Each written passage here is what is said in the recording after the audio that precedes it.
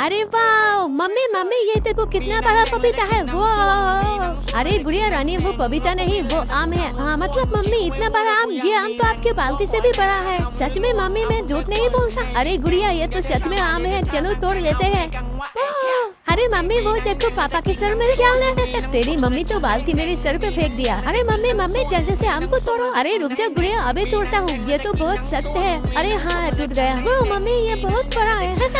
ये लो पकड़ो गुड़िया, चलो और आम तोड़ते हैं। अरे उधर भी एक आम है, चलो तोड़ लिया। अरे इधर भी एक है, चलो इसको भी तोड़ लिया। अरे तुम दोनों का आम तोड़ना हो गया, चलो घर चलते हैं। गुड़िया रानी को आम खाना है। आम, अरे ये बहुत टेस्टी है। ये लो पापा, तुम भी खाओ। गुड़िया तुम्हारे दोस्तों को वीडियो लाइक करने के लिए बोला है, दोस्तों लाइक कर देना।